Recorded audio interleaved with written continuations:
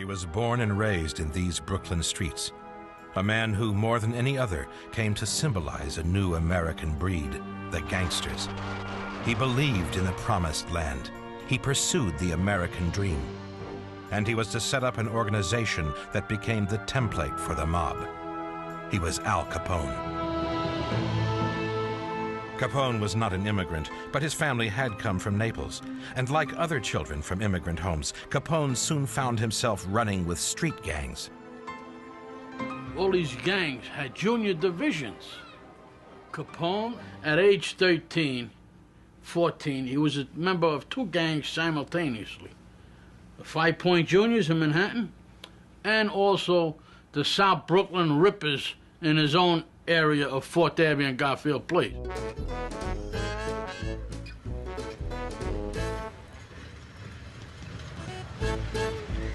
In his youth, Capone worked here in Coney Island, then is now a favorite weekend destination for New Yorkers with money in their pockets and fun on their minds. Capone's job? Bouncer in a bar called the Hawthorne Inn. Capone's boss was a local hood with mafia connections, Frankie Yale. Acting the role of mentor and godfather, Yale took the young Capone under his wing. Al Capone was Frankie Yale's star student. Yet Capone was to make his name not in New York, but in a city 800 miles to the west, Chicago. Chicago was a wild town, a boom town. A man could get rich quick here if he had energy and enthusiasm, and if he was handy with his fist or a gun. Capone was. Through a local connection, the future big fellow got his big break in 1919. Local racketeer and nightclub owner Big Jim Colosimo needed a bodyguard for himself and his young wife. Johnny Torrio was Big Jim's number 2. He knew Capone from New York and gave him the job. It was the start of a partnership that would change the shape of American organized crime. By the time he was 24 years old, Al Capone was the biggest name in gangland. By then, his face had been marked in a vicious brawl, and he had acquired the nickname by which he has gone down in history, Scarface. Capone became the first true gangland czar. He was a larger-than-life figure, and he made an indelible impression on all who met him. And Hollywood came to love Capone. He had all the ingredients to make him an underworld star. Actor Rod Steiger played Capone in the first full-blown film biography of the mobster. In 1924, Torrio fell victim to a drive-by shooting. Badly wounded and badly shaken, he quit the rackets. Capone now had a shot at the big time, control of Chicago. Like other gangsters, he had endured years of squalor, years of petty crime, years of mindless muscle. But unlike other gangsters, Capone had learned that honeyed words and greased palms could be just as effective as the blackjack and the gun. It's what made him special. I like to think that Capone was different because he was a sort of a multi-dimensional gangster. He was not someone who simply understood profits and mayhem. He had some depth to him. He had a public relations ability. He was able to attract even editors and reporters to his cause, as he put it, delivering whiskey to a populace that desperately wanted whiskey and entertainment. So in many ways, he was a very astute business person. His instinct for public relations was the key to Capone's success.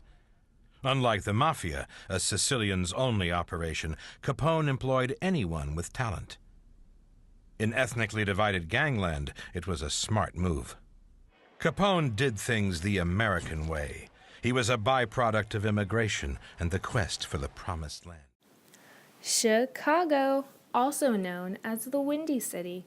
In the early 20s, Chicago was filled with mobsters and many unending parties and unrelenting violence. Behind all of the violence and endless parties, there was one man. They called him Scarface. Scarface's real name was Al Capone. Al Capone virtually ruled all of Chicago.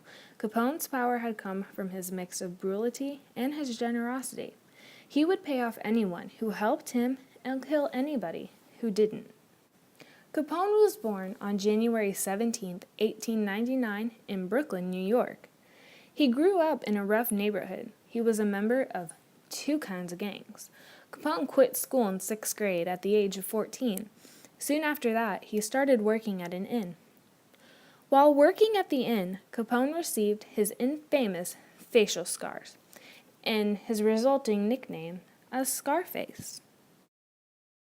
On the morning of February 14, 1929, at an unheated brick garage at 2122 North Clark Street, 7 men were lined up against a white paved wall and shot with 90 bullets. This was the killing, and it was so famous at the time in America. It was also known as the Valentine's Day Massacre. Al Capone for the title of the crime in Chicago. In 1929, Al Capone's only real threat was George. They also called him Bugs back then, who was the head of his own gang. George Moran had despised Al Capone for a long time, and he would mockingly refer to Al Capone as the Beast. The shooting started at about 10:30 a.m. 4 men burst into an alleyway in a company garage where Moran would use for his illegal business. Then, 2 men who were dressed up as officers had ordered the 7 men inside the garage to line up against the walls. The gunmen then fired and shot all of them.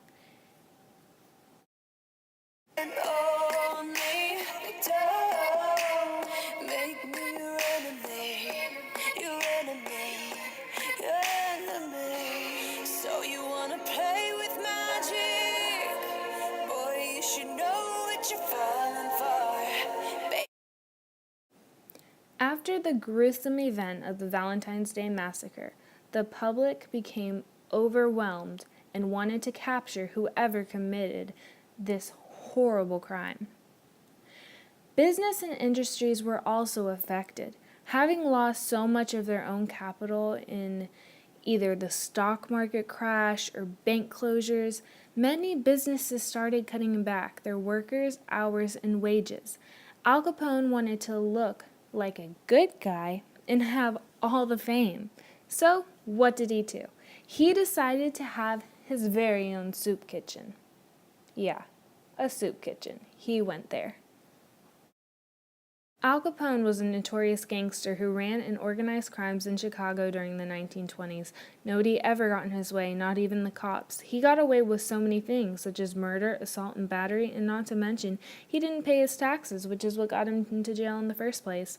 On February 28, 1931, Capone was found guilty in federal court and was sentenced 6 months in county jail. Capone was discharged, but soon after that, he had died from syphilis. But following his release in jail, he never publicly returned to Chicago because he had the mentality of a 12-year-old child.